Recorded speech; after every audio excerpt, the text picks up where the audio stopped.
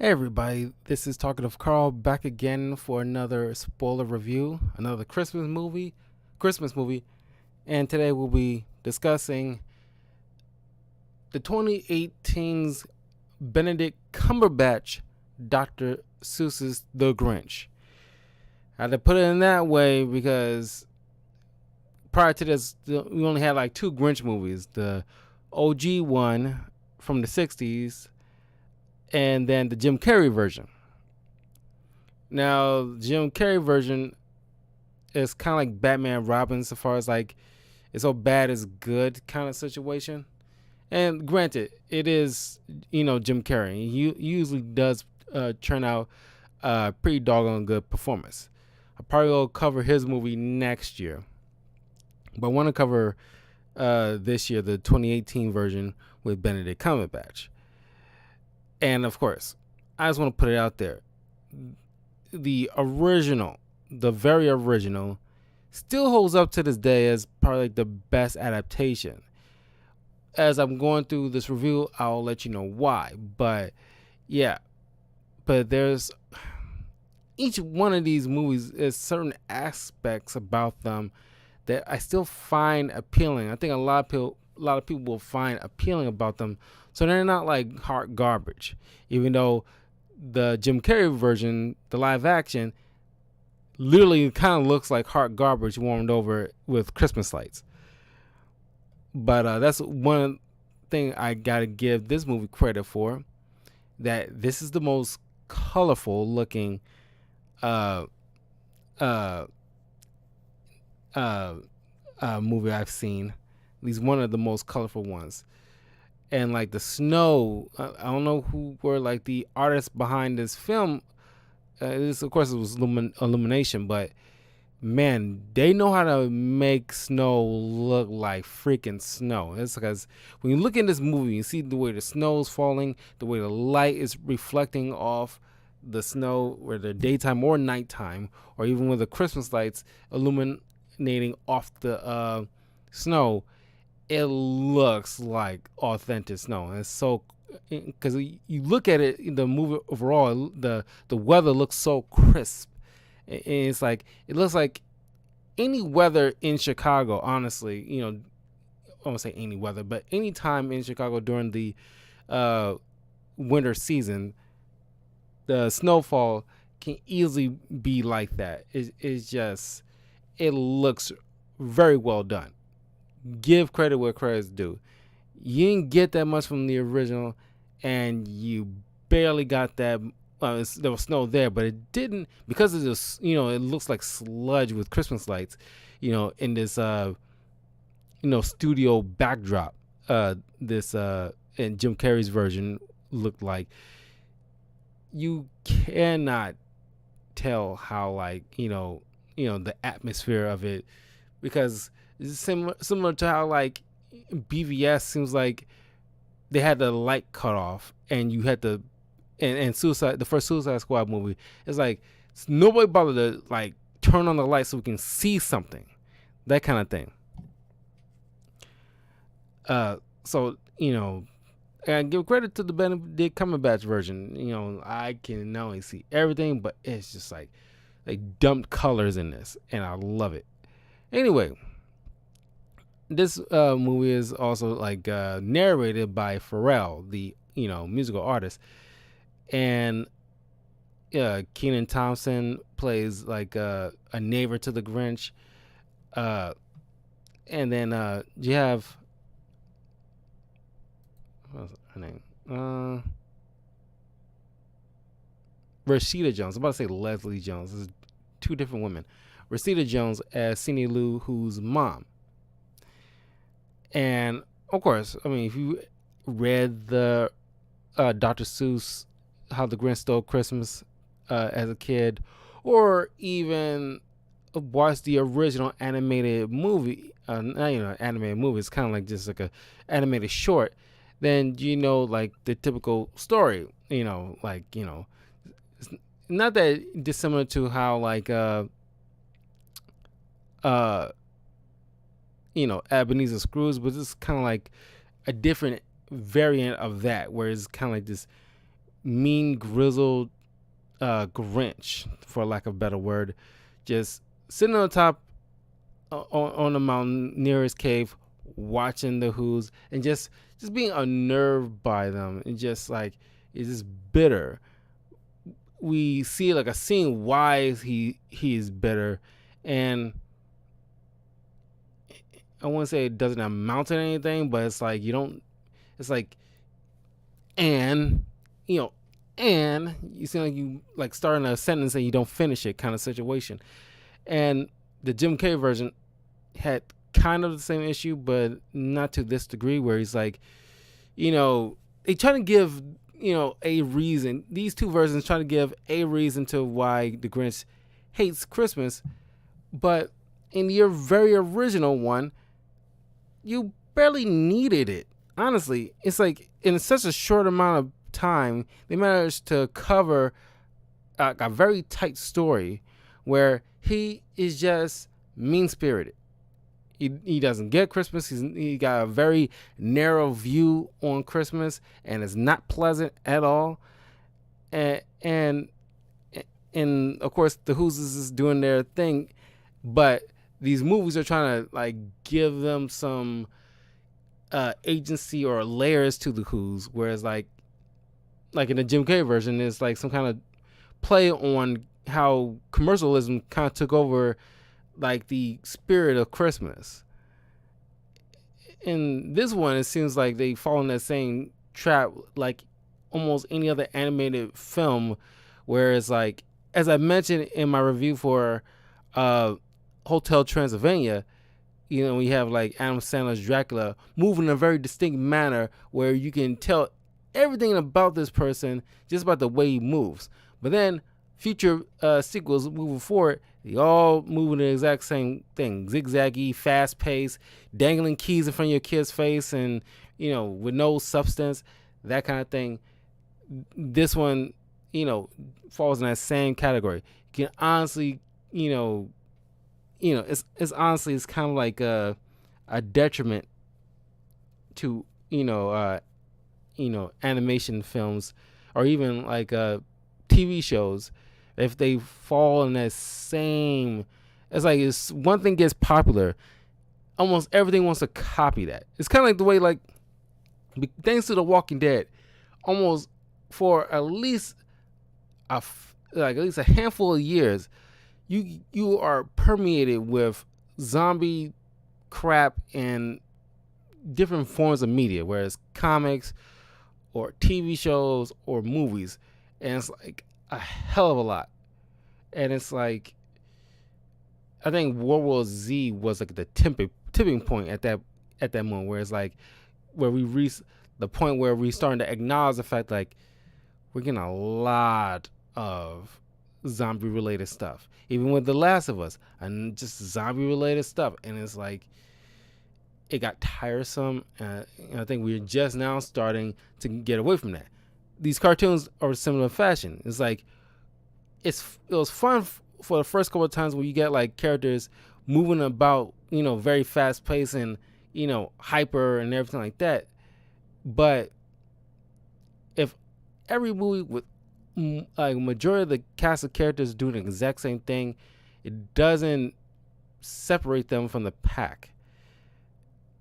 And that is like not even like a blow to this movie. This is a blow in animation films as a whole. Not all of them, but it's just like kind of tiresome, and it's kind of like using it. It's almost using it as a crutch, because like, why give a particular character anything distinct to their own when you can just apply the same thing to every puzzle piece. That is egregious to me. But the Grinch Wakes Up, of course, is Benedict Cumberbatch, and of course, I gotta address the elephant in the room, or the Horton hears a who in the room. Benedict Cumberbatch, even not even just in this movie, there's a lot of movies as a whole, maybe a few outliers, but he's obviously British and he does doing like an American accent. And same thing with like Doctor Strange. And I'm like, me personally, I believe that you should not, if you're getting Benedict Cumberbatch in a project, just let him do his traditional voice. Because when he tries to do try to do any kind of accent, like especially when it comes to the American, is all this nasally tone, and like it fluctuates. Like he changes it up on mid-fly, and it's not consistent. And like, what accent am I doing now? Benedict Cumberbatch doing his American accent. You have to sound it out like this, like an American. Is that? And it's like, he's a great actor. He's one of my favorites, and I love him as Doctor Strange. But I wouldn't mind if it could have just left Doctor Strange as just British, and it's like, just leave it. It's fine, I mean, it's like it isn't always bad, but it's just more often than not, people just make fun of him because, like, more often than not, it's like you got an accent that just doesn't work, and I feel bad. Oh, and before I continue, I think another plus with this movie is the marketing. When this movie was being promoted, just like with Ryan Reynolds' Deadpool films. This and that part like the best marketing for a movie that I've seen. It's like so brilliant. I gotta give it that, because like, hold on a second, I want to show you something. There's a few things of like these things like especially when it comes to billboards, like back when I was almost taking like a train ride to work or whatever, and like you see things like this. I could watch you crawl through traffic all day. Your day is just here for the popcorn. Stop moving to Los Angeles, it's full. That was hilarious. And it's like, whoever came up with that idea deserves all the accolades. That was brilliant. And I really wish, movies like that, do more of it. It's just like, do some brilliant marketing like that. That's something you can definitely copy. Not like word for word, but it's like if you're promoting like something or other, it's just like, add some creativity to it. Do something fun with it. You walking down, like you seen like, buses go by with like those kind of like, ads with those kind of lines. It brightens up your day because especially when it was around the holidays and you see the Grinch, being promoted and he's saying some snarky line and you reading it. It's kind of like they're trolling themselves, and I think that was so freaking fun. That was great marketing. It's it's hardly anybody talks about like good marketing like that, because it's kind of like a non-entity, but when things like this makes the movie stand out. And like it put butts in seats for this movie. I mean, it grossed, overall, the budget was $75 million, but it grossed $511.8 million at the box office. So it's not too shabby, but it's mostly for kids, so, that's not nothing either. But anyway, the Grinch, after he cleaned himself up and like he started trying to start his morning with something to eat, and it's like he got nothing but a depressing bean on the plate, and it's like he been stress eating, since he last went to the store, and so now he has to go back down in Whoville to go grocery shopping to bring to get some stuff for the house, because he doesn't want any excuse to go interact with the Who's whatsoever. But that's the issue I think a lot of people have, especially if you're a fan of like Dr. Seuss. And I think between Green Eggs and Ham and The Cat in the Hat and The Grinch That Stole Christmas, those are easily the top three most, beloved Dr. Seuss stories out of all the Dr. Seuss stories. I'm not sure how the Lorax ranks. Like, I didn't really care for the Lorax or the Sneetches personally, but those three were like the top ones. It was like the best ones that people enjoyed. And in the original, the best thing about it is like the Grinch never went down there for any reason. He would rather starve himself than have to go down to that city. And it's like, the Grinch is in like traditionally is portrayed as like just kind of like a mean, like any mean old man that you see like waving his fists in the air, complaining about like kids that don't cut their hair or on that lawn kind of situation, or the neighbors are too lousy. It's that person, and that's what we relate to it, because we either are that person, or we become that person, or we've seen that person before. So he goes down there, and I kind of like this, where it's like along the way to the store, he does certain things. Like, look like he's about to do something nice, but he just kind of screws somebody over, and it's like, I get a kick out of that just to see him and like, it's mean as hell, but that's the character, and it's like part of me loves it.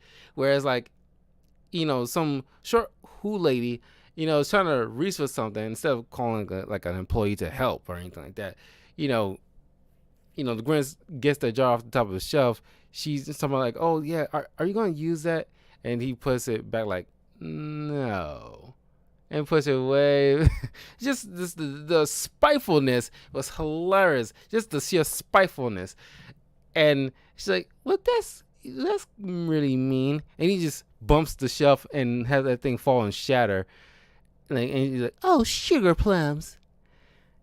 And it's like, damn, that was like a dick move. But like, gotta respect it. Oh, and it was another thing. Honestly, I don't know what, I don't really, I mean, like, carolers are fine, but I don't like stop to watch carolers sing. But it's just like a funny moment where he's, walking through town just to get to this doggone store, and he's like bombarded with these carolers that kind of chase him down and doing this West Side Story snap. And it's like, yeah, God, he rest, he gentle, man's he gone, and it's like, and he's like, he's running for dear life, and then these people just chasing him and singing it, and like, I would be freaking out too. It's like leave him the hell alone, go away. That's like, it's like, in this and like the Jim Carrey version, they portraying the Who's, like I said, they trying to give them some kind of added layer to them, which like personally I don't think that is needed. The thing about the Who's in the original that I liked is that they're just, all the goofy stuff we see in the beginning of that short, it was just from the Grinch's point of view, that they're just dopey idiots banging loud noises and disrupting his peace. But all in all, they're just doing normal traditional Christmas activities. It's just fun, harmless, but to him it's just noise, as he put it, noise. And but in these later interpretations, is either full on commercialism, embracing commercialism, and just a gift giving, and it's like there's no substance behind all these little things, like doing crazy, exaggerated, Christmas decorations on your houses to win like this contest, like in the Jim Carrey version, or in this version, it's just like they want to just go above beyond, just like doing all these, like getting like the trying to make Christmas 3 times bigger this year, as per the mayor's request. And it's like they taking Christmas to the most exaggerated form, where it's like they trying to shove it down your throat, almost like it's like a religion at that point. And it's like, that will turn people off to Christmas if they feel like they're being force-fed at Christmas. And like those carolers just, charging them. For what reason do you need to chase after this man? You don't chase after anybody else. You're chasing after this one particular guy, and singing and just scaring the crap out of him. But I thought that was hilarious. Then you meet like Cindy Lou Who and the mom and the little brothers, the twin baby brothers, and this is like another like con to the movie is that the mom is like almost in every animated film like this is always some overworked mom or dead parents. One of the two. There's no stable, realistic, or at least close to realistic parent that's alive and a good parent and not like horrible to the kid. No, they gotta have one of those other aspects to give them like that, just one single thing to fall back on without, even in the movie Coco, like the family, has a particular roles to play, but they're not one note at the same time. And I know that's Pixar and this is Illumination, but you get the picture. And it's like a half-ass attempt at like I won't say half-ass, but it's just like, it's pandering. That's the word. It's very pandering. And it's like, why needed it? This is what saying, like, the only Who that we need to be invested in or hear from is Cindy Lou Who. But in this one, it is another kind of like almost like a stereotype, but it's also pandering, where it's like one, either tomboyish or rowdy kid that's good at heart, or at least have the heart in the right place, but always gets in trouble, but means well BS. And a kid cannot, the only thing that's popping in my head right now is like the kid from Coco. It's like, he's not, if Pixar had it, or at least the writers in this movie had it that way, that little boy would have been exactly like Cindy Lou in this version, where he's like, spunky kid, like, and saying these crazy one-liners. It's like, and just doing the exact same thing like most other, animated films, or at least the characters from Onward. A suckier writer would have had them act just like Cindy Lou Who, saying lame one-liners without any substance, like, sure could, like, burn up the teeth. It's like, God, like, you can do better than that. But she ends up bumping into the Grinch and trying to mail this letter, which turns out to be a letter to Santa, just wishing, like, he helps with his mom lighten her workload when she's doing the night, she's a nurse with a night shift and everything like that, and she's trying to, like, she's a single mom trying to do it all kind of situation. And it's like, okay, was it really needed? Is there certain things that was it really needed, honestly? But then it's like, Cindy Lou's concerned about that. It's like, why don't you fucking help out, kid? I mean, the most we heard from her that she done to help is clean up her own room. But if you're that concerned about, like, the mom trying to do everything in the house, why don't you? Because you seem smart enough and decently old enough to fix toast for your brothers, or at least, feed them like applesauce or something. So that's less for your mother to do. Or why don't you wash the freaking dishes? Because it's got a full like a sink full of dishes that's clogged up that she has to unclog herself. And it's like, God, this kid. And I think the original handles Cindy Lou fine. It's short, sweet, to the point. And like she moves daintily, she talks softly, and she represents the innocence. But in the Jim Carrey version, she wasn't terrible, but she didn't exactly. I mean, it's not something that stands out. Side note: did you know that girl ended up growing up to be some kind of rock star, or at least having some kind of rock band or indie rock band or something like that?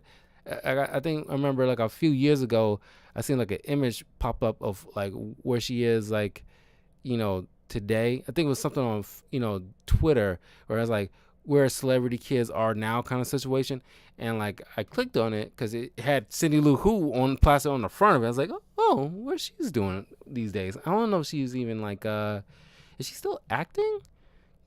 Because like you showed her like she's like on stage like rocking out, and she grew up nice. She's like very pretty girl, but it's like wow, it's like she grew up just doing some rock thing. Uh, um, let's check here just really quick. Taylor Momsen, that's her name. Yeah, former actress. She like retired from acting.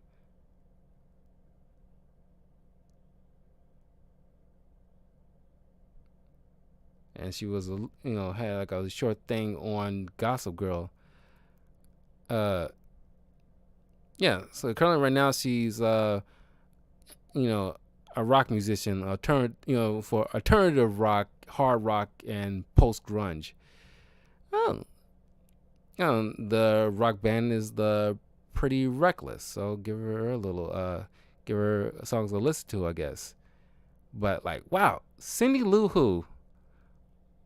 Wow, you know that's wild to me. Oh, wait a minute, she was also in Spy Kids 2, Hansel and Gretel, Saving Silo, Paranoid Park, Underdog, Spy School. So she only have like at least a 8-year career. Well, 9 if you count Gossip Girl with the TV show. It's like wow, okay, good for you, Cindy Lou, or at least I should say Tyler Momsen.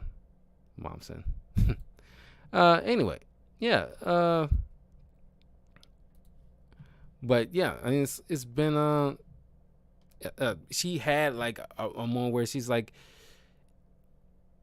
it's like she was doing her own, like the writing was causing her to do her own thing, but you can still see the essence of like the original cartoon that they still trying to bring out, because it's directed by, that was, the Jim Carrey version was directed by Ron Howard. This one was directed by Scott Moisier and partnered with Yarrow Cheney.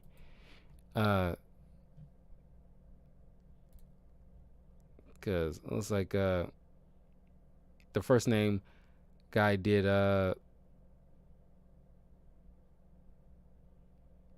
so a few movies he did. So he oh, he was the if you ever watched the movie Clerks by Kevin Smith, that guy who was called Snowball, that's the director. Wow. And he also was Roddy in Mallrats. So he was also in Good Will Hunting, as a co-executive producer on that one. He was a collector in Chasing Amy. So he worked, a fair bit with Kevin Smith. He was Smoochie Seaman in Dogma. Yeah, so he worked a lot with Kevin Smith. It was like The Concerned Father and Clerks 2.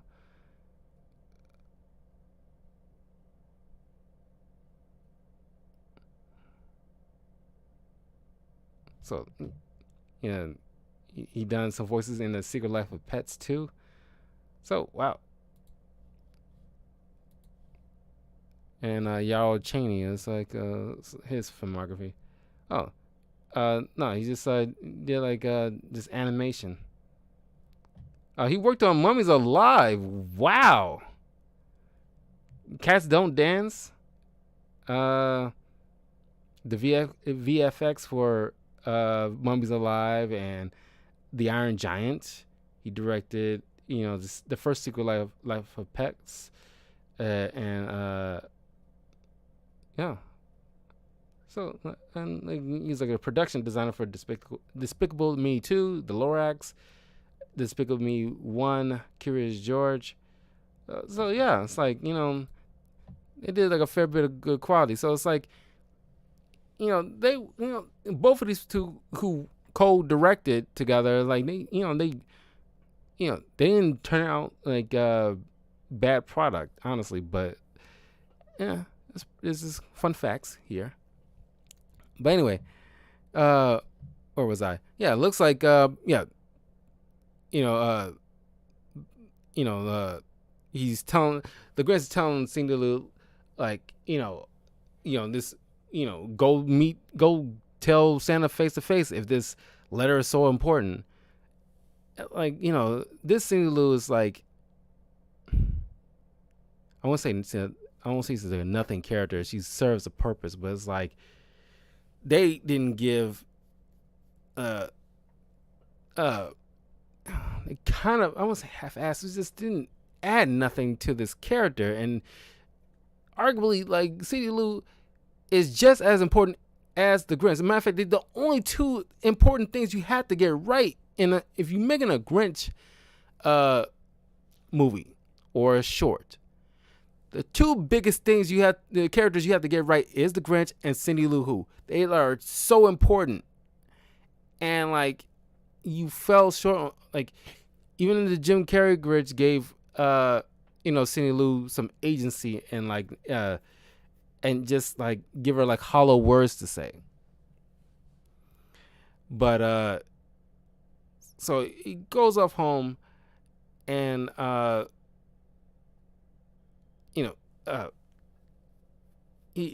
course he's like, hating the Who's. And when he finds out that, like, they're making like Christmas this year 3 times bigger than before, then it's like making a lot more noise and everything like that, and it's like it's driving him insane. So he's trying to use a catapult to destroy the Christmas tree lighting, to throw snow, like big heaps of snow at it. But then he ended up getting caught. Lands into the tree himself, and he kind of like flashbacks, about him being like an orphanage and not being wanted, and therefore like not being part of Christmas as a from the beginning. I get it, just like the same kind of reason from the Jim Carrey version as to his reason why he hates Christmas. I get it, but either it's not needed or it's not executed. Like, it doesn't have to be perfect, but it's like a half-assed attempt to try to give a reason why the Grinch hated Christmas. This is one of those things you don't need a reason. He's just a crotchety old man by and large, until his heart grew 3 sizes bigger when he sees Christmas means more than just presents. It doesn't have to be some kind of like earth-shattering event in his childhood that caused him to hate a holiday. Matter of fact, his grief in this, at least as a whole, but especially in this movie, his grief isn't with the Who's themselves. It's what they're celebrating. It's not that different when you go to if like you have a relative and it's going to like a family dinner or like for Christmas or Thanksgiving, and like they say something like kind of snarky, maybe slightly racist, or you just say off certain topics like politics or religion, and it's like if somebody's talking about like a religion they enjoy, and all this person can do is just like gripe about that particular religion, you're not gonna have a good time. And they just have such like a narrow view of things. But the Grinch decided like, okay, I'm just gonna take their Christmas away. He meets up with this he realizes he needs like a reindeer after he steals the sled from his neighbor, and he needs a reindeer. He meets this reindeer named Fred, who he calls Fred, and it turns out Fred has a felony, but he spent like at least a day and a half with the Grinch, and it's like, you just up and go, and like, it's like it's kind of out of nowhere, just to bring in like a wife and a kid, or not a wife, but just like a girl reindeer and a kid, And another thing, is it me or is it like off brand? Because like, you know, Grinch sees the wife and kid, and he feels bad for Fred, so he releases Fred, back into the wild so he can be with his family. It kind of betrays the character at this point, where it's like, especially the way he treats Max, because in the original, he treats Max like, just property to just do what he will with, just short of beating the dog. Thankfully, they never portray that or insinuated that, but the dog is obviously clearly frightened. If you saw the original animated short, the dog is clearly frightened of this guy because he can snap at any moment, kind of situation. But these other two iterations seems like, especially in this one, they treat Max as like a family member, like with kid gloves kind of situation, and he apologizes, when he's like being overtly mean, and it's like at this point in the story, the Grinch would not give a crap. The whole point is him being mean. Can you imagine in the original version that when he's like holding Max up, by the collar, when he's hating the Who's, and he's like, "I'm sorry, Max." No, that would take away the point of his character arc and growth. And this one, he's like, the Grinch, if it was the original, would probably will lasso those other two reindeer right along with Fred, so you have some more reindeer power pulling his sled. That's what the Grinch would have done, but that's not how I played. Again, it's like a kids movie, but I don't know. You want to stay true to like the Grinch. I mean, the Grinch doesn't beat animals or anything like that, but he definitely would like use anyone or anything to his advantage. It won't be until the end when he's like had a change of heart and have like a softer soul. But later, when after you assemble these crazy cool gadgets, especially this like almost like this magic candy cane, where it's like this gadget where he's pretty much like turned to a grapple hook or a magnet or whatever, and like he's going house to house stealing everything he can, and he gets in a trap by Cindy Lou, who's trying to catch her Santa Claus so she can ask for help, but somehow not knowing it's the Grinch, because by the obliviousness, if the Grinch never showed up to town and she never bumped into him, he's the only Grinch guy that you ever met, or at least in the vicinity of the city. But she pleads with him like, yeah, help my mom. She's working too hard and she just need help, kind of situation. But this doesn't sway. It gives the Grinch something to ponder, but it doesn't sway him from the mission. He takes all the stuff he stole to the top of the mountain to try to push it all off. And then you hear like in the Who sing, there's Welcome Christmas, and then he discovers that Christmas means a little bit more. Him, Fred and his family and Max pull the sleigh out from the top of the cliff before it falls over. Some of those should have fell over. Don't know those things are remotely secured enough to not warrant something falling down. So he brings everything back. He apologizes for his behavior. That kind of thing will end up getting you like a mob chasing after you, but that did not occur. So he goes back home sulking, and then Cindy Lou knocks on his door, invites him to have Christmas dinner with her and her family. And the Grinch goes there, and I do dig this part, honestly, whereas like, he's coming in, he's awkwardly, saying hello to everybody. It's like, he's, helping Cindy Lou's mom, getting like food on the table and everything like that, being cordial. It's like he's you see him, taking it slow with opening up, because you can tell he's nervous. He haven't really done it like this before.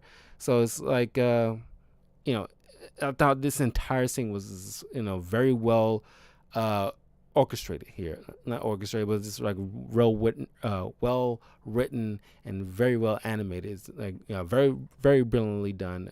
To show like the the Grinch opening up a bit, and then he gives a speech thanking Cindy Lou for showing him that he's not alone, because he didn't have anything to do with Christmas. It's the fact that he was alone, and he could have changed it anytime himself, but he needed that kind of push that Cindy Lou kind of provided in a way. And the movie ends with like an annoying reindeer yell or yak yell, kind of taking the substance or out of the ending. Could have just ended without that, but it's Illumination that had that one last awkward joke. Sometimes it works, sometimes it doesn't, but it didn't work here. And it's like, well, he kind of took the piss out of this, very impactful moment, but whatever. But yeah, that was the Benedict Cumberbatch, Dr. Seuss's The Grinch 2018 movie. And next year I will cover like maybe I'll cover the Jim Carrey Grinch movie next year. But I just had the need to rewatch this movie. I watched the Benedict Cumberbatch version a fair bit, because especially when it was on Netflix, around like 2019. It was on Netflix for a long while. But they took it off, pretty sure, like when towards the end of that year, getting into 2020, which was disappointing, because it's like I just love looking at the movie. It was a very beautifully made movie with the colors and everything like that. I like the green shade fur on the Grinch, honestly.